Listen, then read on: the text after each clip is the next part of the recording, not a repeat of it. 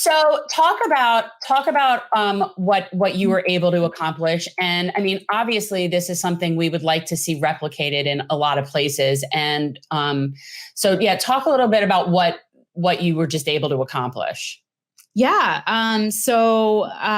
Toledo City Council just a few weeks ago just passed $800,000 to in partnership with the Lucas County Commissioners, and who also committed $800,000 to purchase up to $240 million worth of medical debt for $1.6 million. And how we were able to do that is partner with a great nonprofit charity called RAP Medical Debt. And what they're able to do is they're able to purchase debt pennies on the dollar, work with hospital systems, physician groups, purchase that debt, and then just cancel that debt. And so what will happen is that one day someone will get a letter in the mail saying their debt's been canceled. How many people, like, do you think that this is going to impact? Like, that's a lot. It is a lot. So these are all estimates. So we're estimating about 41,000 people. Wow. That's amazing. It'll probably be more, but yeah, 41,000 people.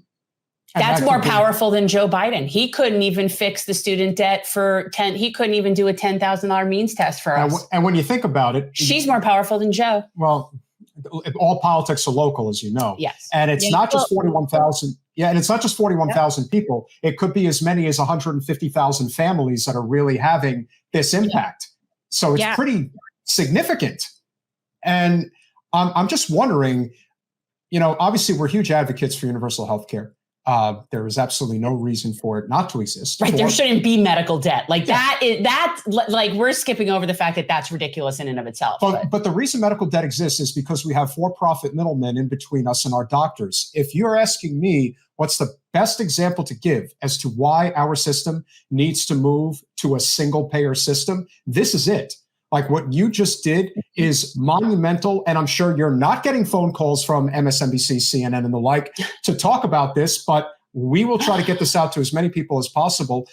What is the conversation like with everyday Ohioans? Again, it's a leaning red state now, to be fair, but it's a very working class state. It's a very blue collar state. So what's been your experience talking to that, let's say that regular working class voter who may have voted for Obama, may have voted for Trump, but has those working class sensibilities and appreciates what you just did?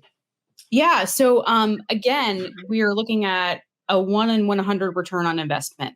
So I think a lot of people see that as, making good economic sense. I can't think of anything that we do anywhere, local, state, federal, that has a 1 to 100 return on investment. So that's one thing. Another thing is everyone knows someone who has had medical debt in the, either in the past or currently. So Kaiser Health News had these series of articles around medical debt and how it affects Americans. And they estimate about 41% of Americans have medical debt currently. So I think, medical debt affects everybody. It affects lower income folks, middle class, working class. And what's great about this program is that we're able to broaden the scope because it's who qualifies, it's up to 400% of the poverty level, or if families have medical debt greater than 5% of their income. So, it's not just very low income, it's also working class and middle income folks as well. So there's really a broad range of people that it helps. How do we anywhere else get this? Like, how do we push for something like this to happen for us?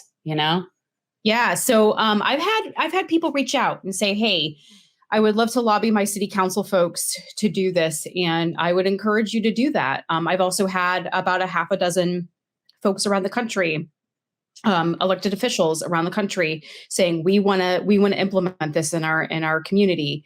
And I really hope it takes off. I think this is just, again, it's a great investment of these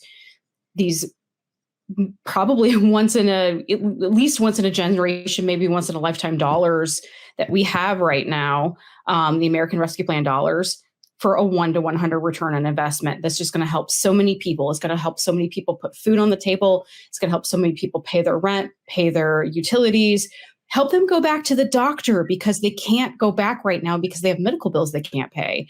So I would encourage people to reach out to their city council folks.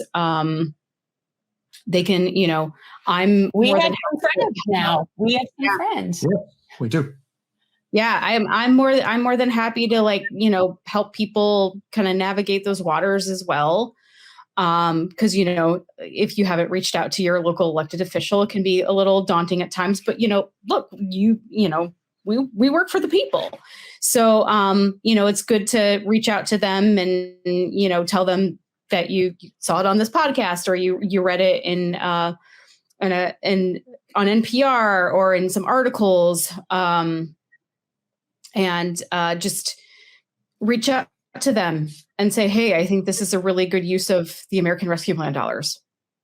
That's great. But it's a municipal function is what you're saying. Yeah. It's not a. So you're state rep, but this is something that happened at the city level. Right. So currently I'm on the Toledo City Council. So I'm the state rep-elect. Yeah.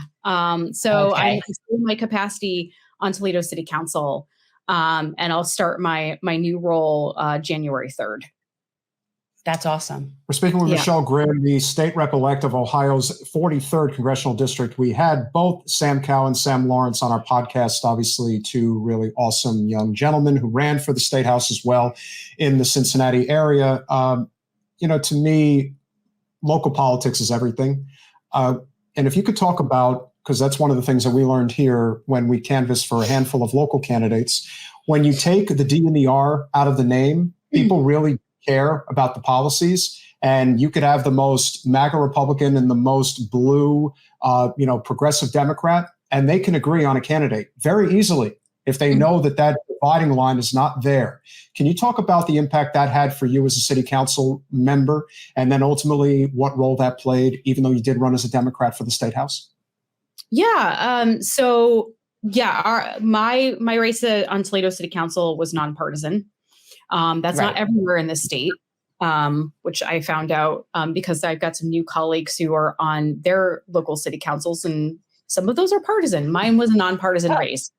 Yeah, I know. I was kind of surprised that not every community in Ohio was the same. So our municipal races are nonpartisan.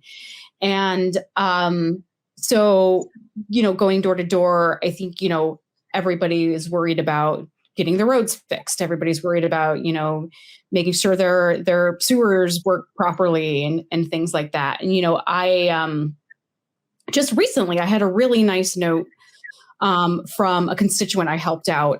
They were worried about garbage along the expressway and working through that to see whose responsibility is it the city's or is it our Ohio Department of Transportation's responsibility to get rid of that trash? And they wrote back and said, we probably don't agree on many things, but you really helped me out. I've been trying to get this done for 2 years. So we care about light. We care about getting roads fixed. So yeah, I think that's something really important. And even though I ran as a Democrat, as a state representative, this person actually lives in my new district. So it's just please feel free to reach out anytime you like, because again, we care about those things. And so that was a really nice note, and kind of reminds you why you're in this, to help people, people take care of the everyday things that they need to take care of, and to make sure that their neighborhoods are clean. So, yeah. Thanks for watching. If you want to support our mission to transform politics into service, please like this video, subscribe, follow us on social media, and consider joining our Patreon, where you'll get early access to our interviews as well as other exclusive content. Links are in the description. Peace out.